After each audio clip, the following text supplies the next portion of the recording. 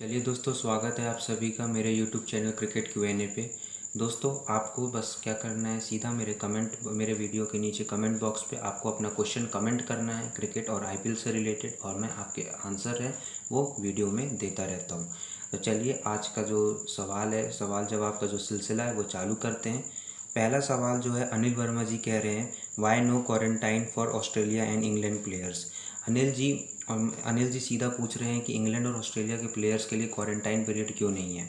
देखिए अनिल जी, मैंने आपको दो दिन पहले जो वीडियो बनाया था उसमें मैंने आपको बताया था कि जो भी इंग्लैंड और ऑस्ट्रेलिया के प्लेयर्स जो अभी सीरीज चल रही है इंग्लैंड में, वहाँ से जब वो आएंगे तो 6 दिन का क्वारंटाइन पीरियड उनको UAE में हो करना होगा। लेकिन जो अभी लेटेस्ट खबर आई है BCCI की तरफ से, इंग्लैंड और ऑस्ट्रेलिया के प्लेयर्स टोटल 22 प्लेयर हैं जो IPL में खेलेंगे, जो अभी सीरीज़ वहाँ इंग्लैंड में खेल रहे हैं।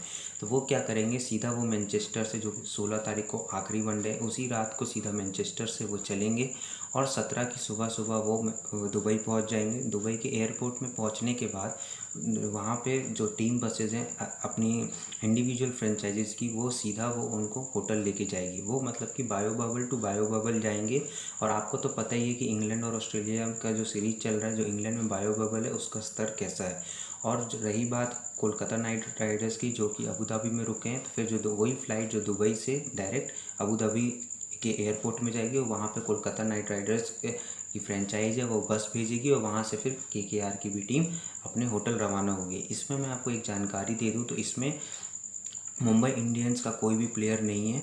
टोटल 22 प्लेयर हैं इंग्लैंड और ऑस्ट्रेलिया की सीरीज़ में जो खेल रहे हैं, जो कि IPL में खेलेंगे, और इसमें मुंबई इंडियंस का कोई भी प्लेयर नहीं है। इसलिए जो पूरा जो कॉस्ट आया है वो 95 to 96 लाख आया है एक चार्टर्ड फ्लाइट। जैसे कि CPL में मैंने बताया था पहले कि CPL से भी यही होगा कि ये सीधा कैरेबियन से एक चार्टर्ड फ्लाइट आएगी UAE, वैसे ही मैनचेस्टर से सीधा दुबई आएगी एक चार्टर्ड फ्लाइट, जिसका कॉस्ट 95 to 96 लाख एक चार्टर्ड फ्लाइट का। और इसमें 60 टीम जो है, 60 फ्रेंचाइज है, मुंबई इंडियंस को हटा के वो मिलजुल के वो अपने प्लेयर्स को अपने होटल में पहुंचाएंगे।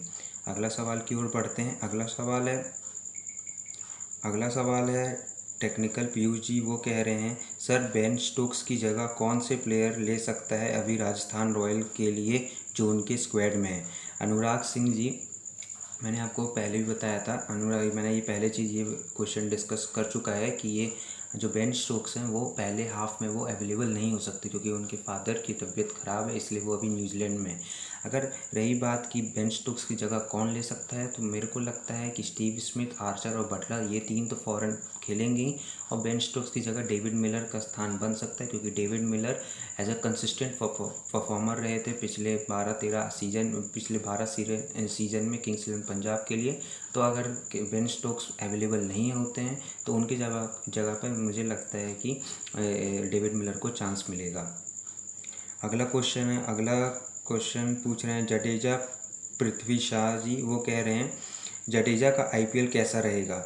जडेजा जी, आप पूछ रहे हैं कि जडेजा का IPL कैसा रहेगा। जडेजा का IPL, देखिए जडेजा को एक इम्पॉर्टेंट प्लेयर है CSK के लिए, और मैं इतना मानूंगा कि अगर इंडियन प्लेयर, CSK की टीम अगर इंडियन प्लेयर की बात करें तो अभी अगर आप रैना को हटा देते हैं, क्योंकि रैना तो अभी ऑप्ट आउट कर चुके हैं IPL से, तो अगर धोनी के बाद रैना का दूसरा स्थान है उस इम्पोर्टेंट जो कोर ग्रुप है CSK का, उसमें धोनी के बाद वो दूसरे नंबर पे हैं, और इसलिए रैना को खुद रिस्पॉन्सिबिलिटी लेनी होगी।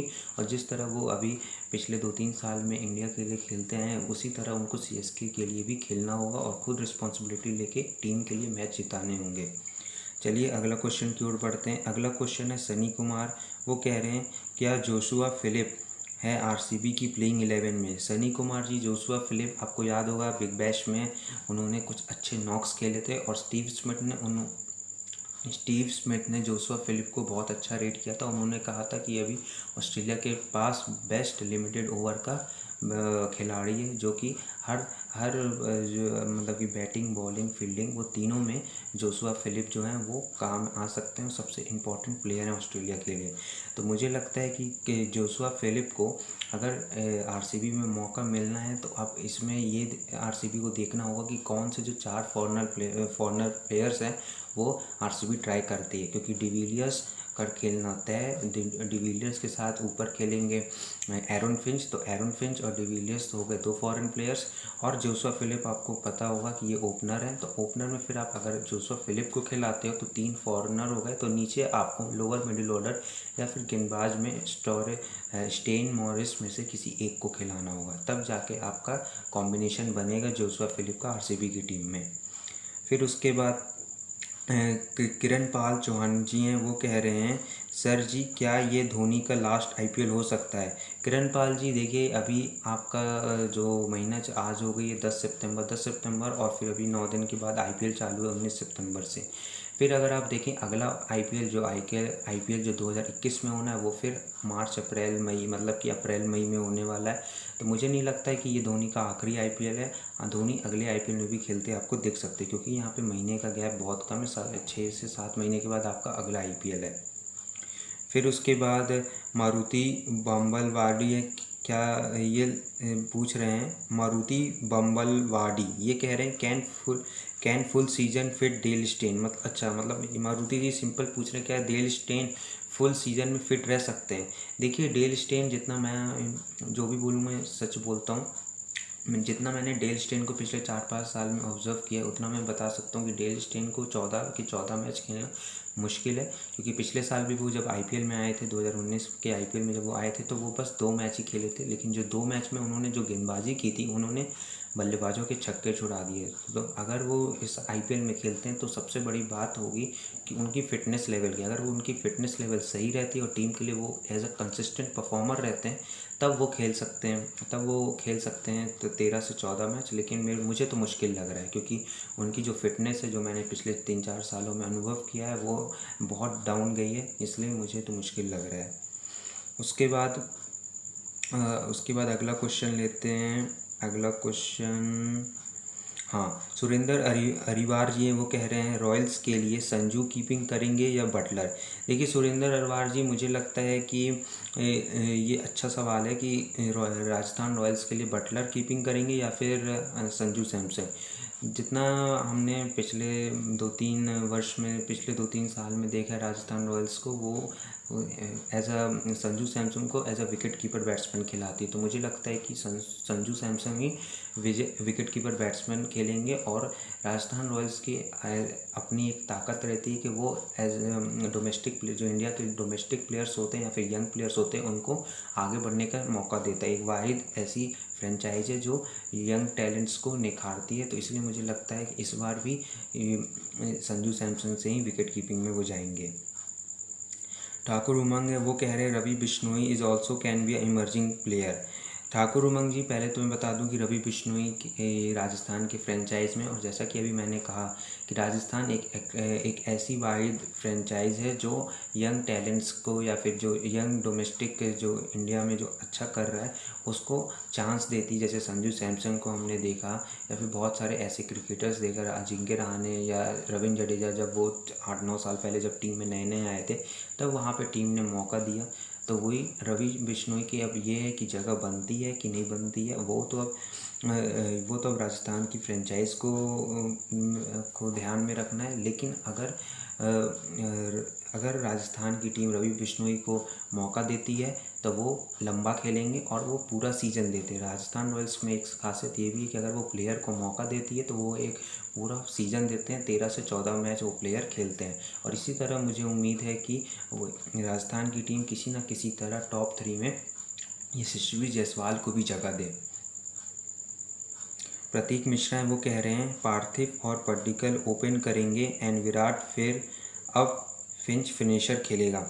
प्रतीक मिश्रा जी का सिंपल सवाल है कि वो कह रहे हैं कि पार्थिव और पड्डीकल से ओपनिंग कराना चाहिए आरसीबी को, और 3 नंबर विराट को खेलना चाहिए और 4 नंबर फिंच को, मतलब कि फिंच को वो कह रहे हैं कि एज अ फिनिशर का रोल खेलना चाहिए। देखिए प्रतीक जी, मैं आपने जो सवाल भेजा है या फिर आप जो कह रहे हैं इससे मैं थोड़ा सा डिफ़र करूँगा। मुझे लगता है कि फिंच को एज अ ओपनर ही खिलाना चाहिए, क्योंकि जब आप ये देखिए कि जब वो फिंच ऑस्ट्रेलिया के लिए खेलते हैं तो फिंच कहाँ सक्सेसफुल है, एज अ ओपनर ही सक्सेसफुल है। ठीक है, वो मिडिल ऑर्डर में आके वो उतने रन नहीं बना पाते, इसलिए फिंच आईपीएल में कभी क्यों नहीं अच्छा कर सके। जैसे गुजरात लायंस के लिए भी वो खेले या फिर सनराइजर्स हैदराबाद के लिए भी वो अच्छा क्यों नहीं कर सके, क्योंकि वो as a middle order batsman खेलते थे। इसलिए अगर फिंच का आपको इस्तेमाल करना है तो फिंच को एज अ ओपनर ही खिलाना चाहिए। और मेरा जितना मैंने क्रिकेट देखा है, मेरे को तो लगता है कि पार्थिव की जगह अब टीम में नहीं बनती है, क्योंकि पार्थिव का फ्यूचर क्या है, इंडिया तो वो खेलने वाले नहीं, तो इसलिए मुझे नहीं लगता कि पार्थिव की टीम में जगह बनती है। क्योंकि पार्थिव के साथ एक सबसे बड़ी नेगेटिव है कि वो पावर प्ले में तो रन बनाते हैं, लेकिन जब पावर प्ले के बाद की जो बात होती है, जो मिडिल ओवर्स की बात होती है, वहाँ पे पार्थिव का जो बल्ला है वो हिटिंग एबिलिटी है वो नहीं है। इसलिए मुझे पडिक्कल और एरन फिंच सही है। फिर 3 नंबर आपको विराट कोहली और 4 नंबर एबी डिविलियर्स सही ऑप्शन है। अगला क्वेश्चन की ओर बढ़ते हैं। अगला क्वेश्चन है, अनिल कुमार यादव कह रहे हैं कि क्या पोलार्ड आईपीएल क्या पहला मैच खेलेंगे कि नहीं। जी बिल्कुल अनिल कुमार जी, आज 10 तारीख है और आज सीपीएल का जो फाइनल हो रहा है नाइट राइडर्स और सेंट लूसिया के बीच, उसमें पोलार्ड की टीम खेल रही है। और फिर वो कल जो सीपीएल में जितने भी सितारे हैं वो सब प्लेयर्स हैं, वो कल चार्टर्ड फ्लाइट से यूएई पहुंचेंगे। फिर 6 दिन का क्वारंटाइन पीरियड है, और फिर उस क्वारंटाइन पीरियड को ख़त्म करने के बाद फिर वो 16 या 17 सितंबर से टीम के लिए प्रैक्टिस सेशन में जुड़ जाएंगे पोलार्ड। और फिर 19 तारीख को जो अबू धाबी में सीएसके के खिलाफ एमआई का पहला मैच है, उसमें आपको पोलार्ड खेलते देखेंगे। उसके बाद पवन कुमार हैं, वो कह रहे हैं, पवन कुमार जी आपका जो क्वेश्चन आया है कि RCB one of the team never win IPL, RCB को क्या करना चाहिए। पवन कुमार जी देखिए, मैंने पिछली वीडियो में भी डिस्कस किया था, अगर आरसीबी को टाइटल जीतना है, जो कि पिछले 12 सीजन में ऐसा हुआ नहीं है, अगर आईपीएल आरसीबी को टाइटल जीतना है तो देखिए उनको अपनी डेथ बॉलिंग सुधारनी होगी। क्योंकि पिछले 2-3 साल में अगर जो मैंने नोटिस किया उसमें ये देखा है कि आखिरी के जो 3-4 ओवर हैं जहाँ पे आरसीबी मार खा जाती है, वहाँ पे वो 50 से 60 रन डेथ ओवर्स में दे देते हैं, वहाँ पे उनको सुधारनी होगी। प्लस मुझे लगता है कि डिविलियर्स और विराट कोहली को छोड़ के कोई और भी जो तीसरा चौथा बैट्समैन है वो ये दोनों का साथ दे, वो उठ के आए अपने लिए, अपने टीम के परफॉर्मेंस के लिए, और अपने भी परफॉर्मेंस करे, क्योंकि अपने रिस्पेक्टिव टीम में भी जगह बना पाए।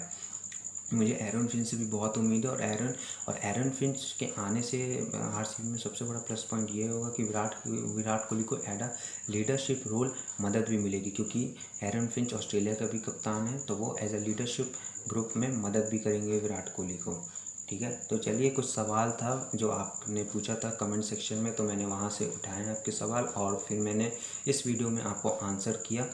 अगर आपको, मैं बार बार बोलता हूँ, अगर आपको कैसा भी सवाल क्रिकेट से रिलेटेड या फिर आईपीएल से रिलेटेड आ रहा है, आप सीधा मेरे वीडियो के नीचे कमेंट बॉक्स में जाके कमेंट कर दें वो क्वेश्चन, मैं उसका जवाब है वो आपको अपने वीडियो में देता हूँ। तो चलिए ठीक है, अगर आपने मेरा चैनल सब्सक्राइब नहीं किया है तो मेरे चैनल को जल्दी से सब्सक्राइब कर दीजिए। क्रिकेट Q&A टाइप करना, सर्च करना, और आपको आईपीएल और क्रिकेट से रिलेटेड जितनी भी खबरें हैं, रिलेटेड अपडेट्स हैं, वो आपको मेरे चैनल पे मिलेंगी, और आपके हर सवाल के जवाब यहाँ पे मिलेंगे। तो चलिए, जब तक जय हिंद।